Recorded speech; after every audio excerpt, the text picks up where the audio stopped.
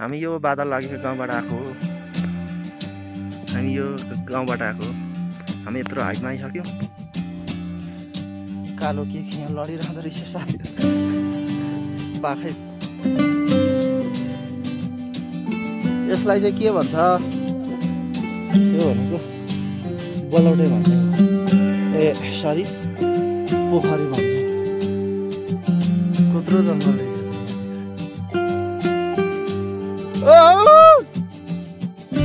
दिनले साथ परे पनि हिमालले चाहिँ बिहान जस्तै आफ्नो मुस्कान छरिरहेको देख्न सक्छौँ।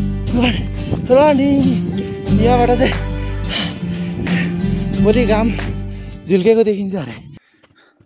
हामी चाहिँ गाइजहरू मुन्दुम पदमार्ग अन्तर्गतको मयुम डाँडा भन्ने ठाउँमा जाँदैछौँ है त गाइस। मयुम डाँडा पुगेपछि म तपाईँलाई देखाउँछु त्यहाँको एकदम रमणीय दृश्यहरू है। फाइनली गाइस हामी बलौटे भनेको तलतिरको चौतारीमा आइपुगेका छौँ। हामी यो बादल लागेको गाउँबाट आएको हो। हामी यो गाउँबाट आएको। हामी यत्रो हाइटमा आइसक्यौँ। गलेर बुटुकै भयो गाइस। आइहाल्छ मान्छे यतै सेल्टेला कि भन्ने पनि डर छ। 2 घन्टाको निरन्तर यात्रापछि बलौटे भन्ज्याङमा आइपुग्यो। टोलीहरू यता अगाडि आइसक्यो। यो चाहिँ हाम्रै गोठ हो। बाउ बस्नुहुन्छ अझै पनि हाम्रै गोठ हो यो चाहिँ। तर बाउ अहिले अरू नै बस्नुहुँदो रहेछ।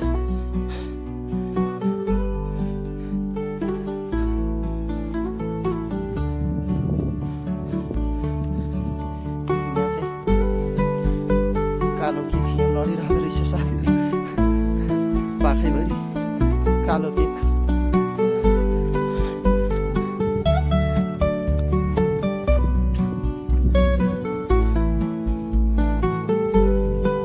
बलौटे भन्ज्याङ आइपुग्यो है गाइस। यहाँ सिन्धुको धाराको पानी खाने हो अब। अनि हामी उता मयुमतिर लाग्छौँ गाइस। यो चाहिँ भोजपुर जिल्ला बरु यो भोजपुर र खोटाङको सिमाना पर्छ। यो भनेको बलौटे भन्ज्याङ हो। यो गोठ भनेको हाम्रो दुर्गाधन दाईको। उहाँ चाहिँ गोठ स्टे छ मयुममा। हामी सम्भवतः उहाँकै गोठमा बस्छौँ होला आज। यो चित्राको गोठ चाहिँ हाम्रै बाउको हो। अब हामी यताबाट लाग्छौँ मयुमतिर। त्यहाँ गएर तपाईँहरूलाई देखाउनेछौँ ल।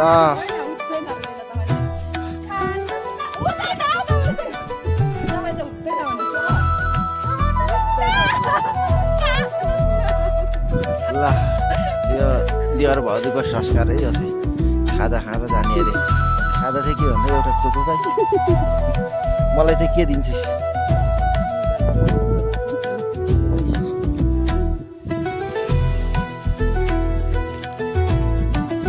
प्लास्टिक कहाँ हाल्नुपर्छ अरे? डस्टबिनमा हो त्यहाँ हाल्नुपर्छ। प्लास्टिक हाल्ने ठाउँ यहाँ डस्टबिन बनाइदिएछ। ल हिँड अगाडि तिमी।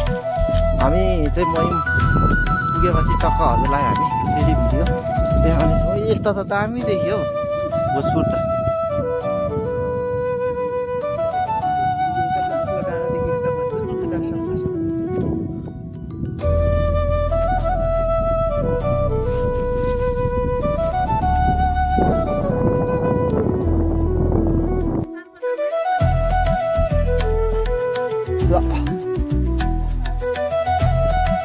सेलरोटी नखाउँ बाटोमा खाँदै जाउँ।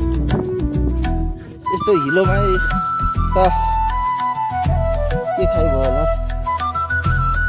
टेक माइलाको गोठ। तर माइला चाहिँ रहन्छ। यो भनेको गाई बस्तु बस्ने ठाउँ हो। यो यस्तो ठाउँ छ। यहाँ चाहिँ यो गाई बस्तु पिसाब होला रातो रातो पनि छ। गाईहरू यस्तो ठाउँमा हिँड्न चाहिँ मजै आउँछ। पाठो बाछोहरू रहेछ। 2, 3टा 4वटा रहेछ। अरू चरनमा गएको होला। यहाँ हाम्रो टेक माइला दाजुको सुत्ने ठाउँ। दुनेरी भन्छ यसलाई। गाईको दुध दुने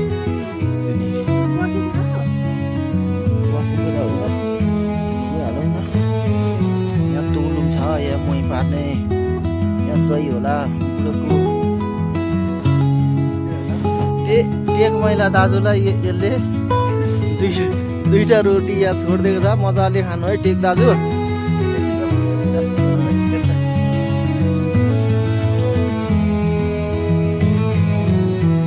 यसलाई चाहिँ के भन्छ यो चाहिँ त्यो भित्रको बाँसकोलाई बिहान बेलुका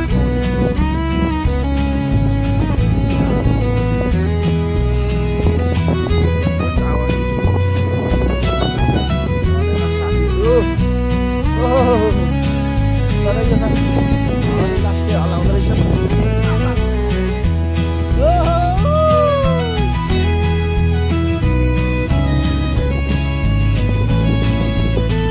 एउटा लडी भन्छ खत्रै लडी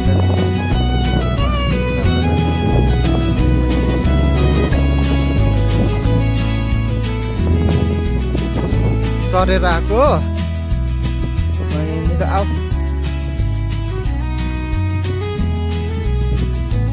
यसकै बाछा हो तलको जालामाली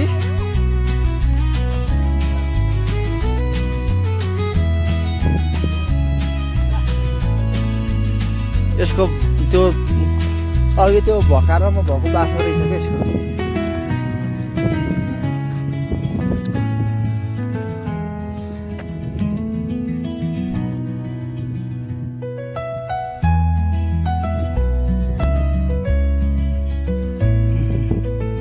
फाइनली गाइस हामी यो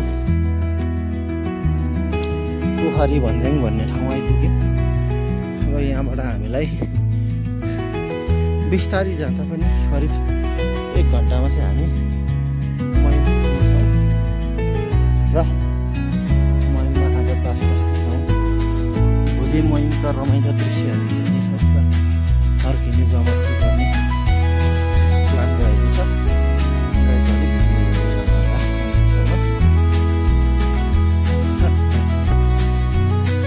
साथीहरू सुते पर्ला फुर्लुक है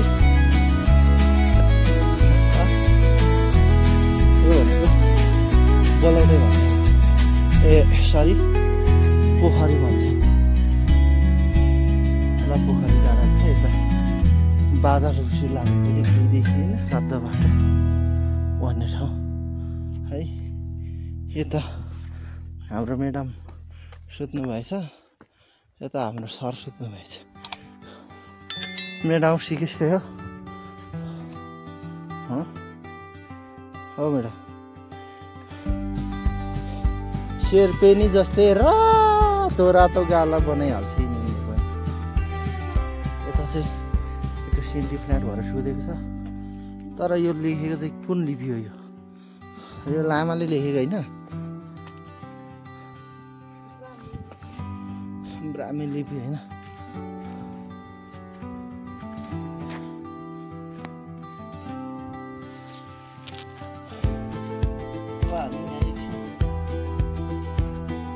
मारेर जाने हो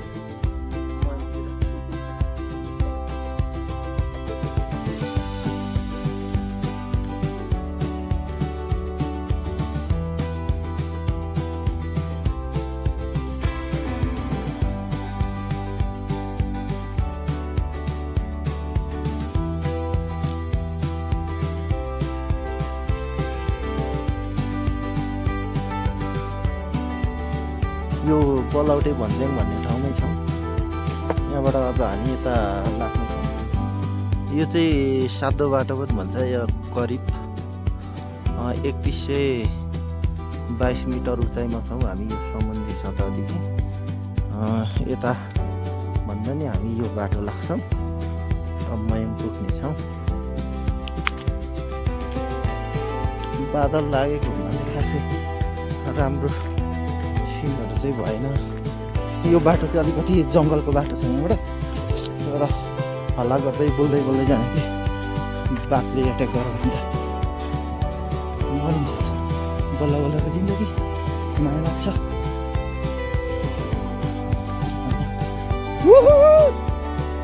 कराउँदै जानुपर्छ यो बाटो बुढायो भने मान्छे गोठवालाहरूले सुन्छ गर्नुपर्छ गाइजहरू।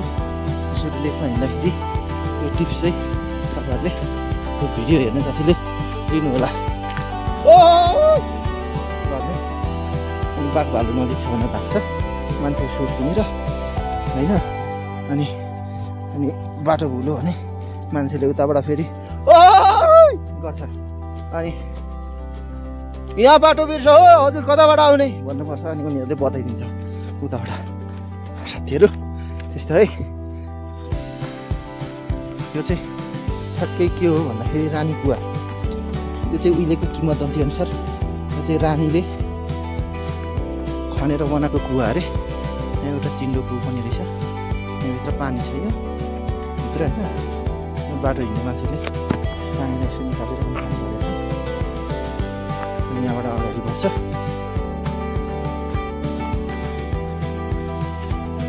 यो चाहिँ बारबारेको रहेछ यस्तो। यो माथि लेखेको छ भिरमा के लेखा हो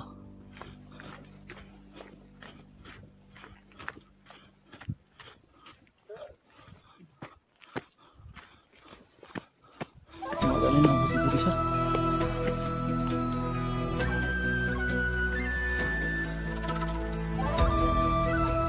त्यसलाई हात्ती सुडे कि हात्ती छिरे डाँडा भन्छ गाइजहरू। यहाँबाट चाहिँ अब लगभग हामी यस यहाँभित्र यति डरलाग्दो जङ्गल छ नि। पर हेर्नुहोस् त गाइस भिरको टुप्पोमा को बसिरहेको सुन्दैन।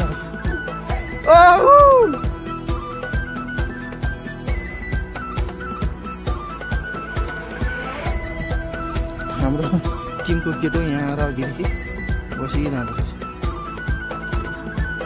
यो जङ्गल कत्रो छ यहाँभित्र चाहिँ 100% बाघ भालु पाउँछ है गाइजहरू। यस्तो भिरको मा गर्नुपर्छ। म पनि आऊ है त्यहाँ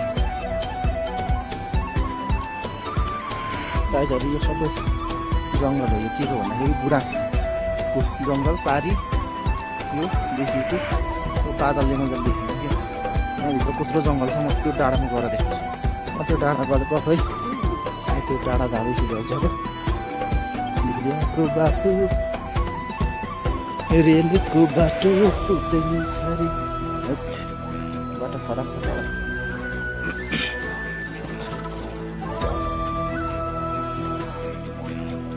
त्यहाँभित्र कत्रो जङ्गल छ यहाँ मुनि हेर्नुहोस् न गाइजहरू। त्यो मान्छे अघि नै आएर छ यहाँ। राम राम राम राम राम राम जङ्गल छ कत्रो जङ्गल रहेछ।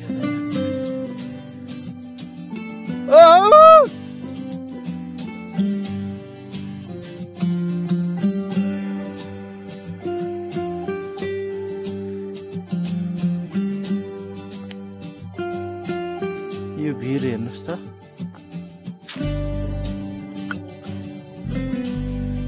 यहाँ हेर्नुहोस् एक दफा फेरि देखाइन्छ भिर।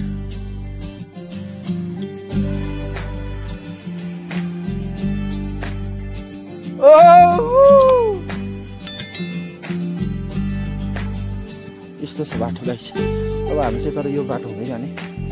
यो बाटो यो जङ्गलमा सट्टै खुसेर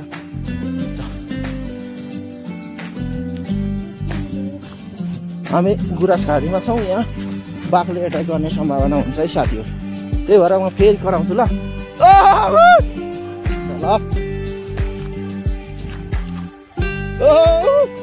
हेर्नुहोस् त गाइस यस्तो खतरा छ नि यो रुखहरू यहाँभित्र।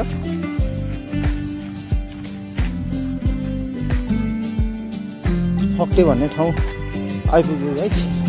अब यस पछाडि हामी मैन पुग्नै आँटेको छौँ। मैन पुगेर अब सम्भवतः रात पर्ला। भोलिको भ्लगमा म तपाईँहरूलाई चाहिँ एकदम रमाइलो मैनको चाहिँ व्यावसायिक भेडा पालन, चौरी पालन, गोष्ठी स्टेहरूको जीवनशैलीदेखि लिएर तपाईँहरूलाई त्यहाँ भएको यथावत रमाइलो दृश्यहरू, प्राकृतिक सुन्दर दृश्यहरू अवलोकन गर्ने मौका दिनेछु मेरो ब्लग मार्फत। मेरो ब्लग पुरा हेरेर साथ दिनु होला साथीहरू। र यो फक्टेबाट अब हाम्रो करिब 15-20 मिनटको हिँडेपछि हामी मयम पुग्ने नै छौँ। त्यस पश्चात हामीले भोलि फेरि मयमको सुन्दर सुन्दर ठाउँहरू अवलोकन गर्ने, घुम्ने, भिडियो बनाउने कार्यक्रम रहेको छ साथीहरू। हेरेर साथ दिनु होला। झन्नै साँझ झमकै परेको छ तर हामी मयम पुग्नै लाग्यौँ। अब यो बाखुर डाँडाबाट हामी अलिकति अगाडि गएर दाहिने लागेपछि हामी मयम पुग्छौँ ठ्याक्कै। त्यस पछाडि हामी मयममा आज बास बस्ने। यो डाँडालाई चाहिँ बाखुर भन्छ। सायद यहाँ बाँसको खोरमा काटेर उहिलेको हाम्रा बाजेहरूले मार्नुभएको थियो अरे, त्यसैले यसको नाम बाखुर हुन गयो भने जस्तो मैले सुनेको थिएँ। अब हेर्नुहुन्छ नि त्यो पल्लो थुम्की जुन छ त्यसलाई चाहिँ साउने डाँडा भन्छ। लगभग यो मयमको सबैभन्दा अग्लो स्थान भनेर पनि भन्ने गरिन्छ। दिनले साँझ परे पनि हिमालले चाहिँ बिहानी जस्तै आफ्नो मुस्कान छरिरहेको देख्न सक्छौँ साथीहरू। यो अत्यन्तै सुन्दर हिम श्रृङ्खलाको श्रेणीहरू देख्न सक्छौँ। यो क्यामेरामा त्यति राम्रो देखिएन होला तर नाङ्गो आँखाले हेर्दा अत्यन्तै सुन्दर छ। यो चाहिँ मैले बाखुर डाँडाबाट करिब 5:30 बजीको बेलुका 7:00को समयमा लिइरहेको दृश्य हो है।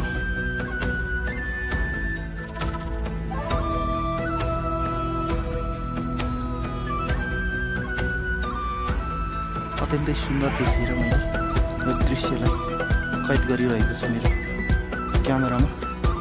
अत्यन्तै सुन्दर छ यो हिमाल हेर्नुहोस्।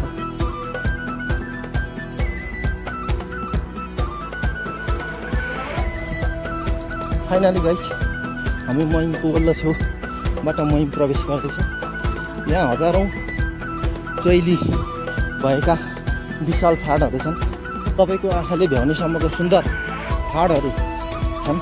तपाईँ वल्लो डाँडा गएर पल्लो डाँडा हेर्नु भने त्यस्तै धेरै धेरै ठुला ठुला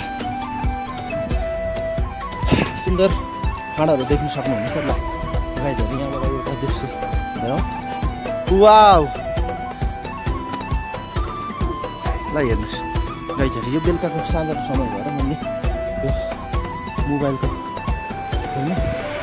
ब्राइटनेस अथवा सेटिङबाट मैले क्याप्चर गरिरहेको छु। अत्यन्तै सुन्दर। यता भेडीको छ, तलतिर गोटी स्टे छ। हामी गोटी स्टे गएर बस्ने जमानको गर्ने छौँ। यता चाहिँ नि बेलुका जाउँला भोलि।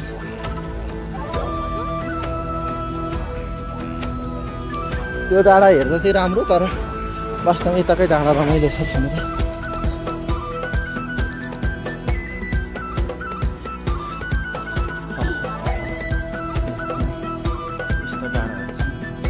यहाँबाट तपाईँले आँखाले भ्याइँदो यस्तै डाँडाहरू छ।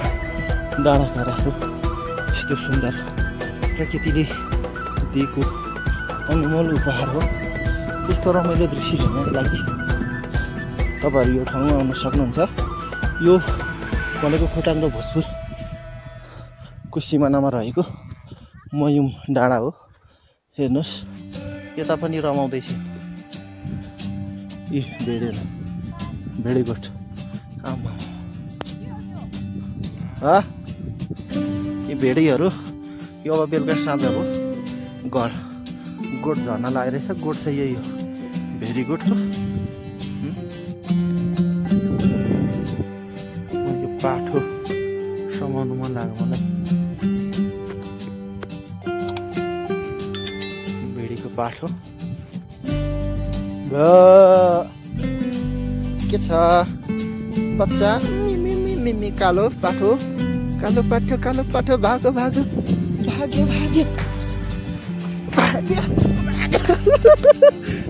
ओइ या बाटो हेर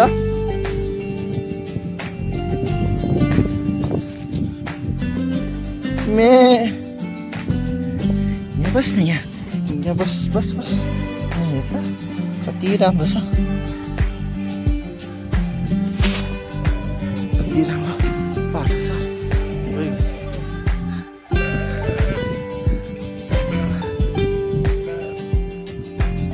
यो ठाउँबाट चाहिँ सूर्य उदय भएको देखिन्छ अरे बिहान मतिहरू कुद्दै जान्छ है रनिङ गर्दै साथीहरू रनिङ गरे रनिङ गरे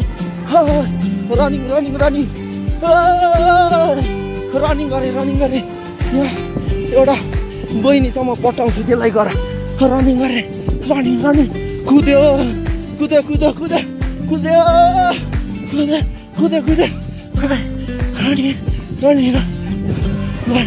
रनिङ यहाँबाट चाहिँ भोलि घाम झुल्केको देखिन्छ अरे साथीहरू आइ मले यो चाहिँ सूर्य उदय भएको देखिने टाढा हो टक्करसँग अब भोलि दिनसम्म भएसम्म म यो टाढामा आएर सूर्य उदय भएको देखिन्छु अहिले चाहिँ हामी भोलि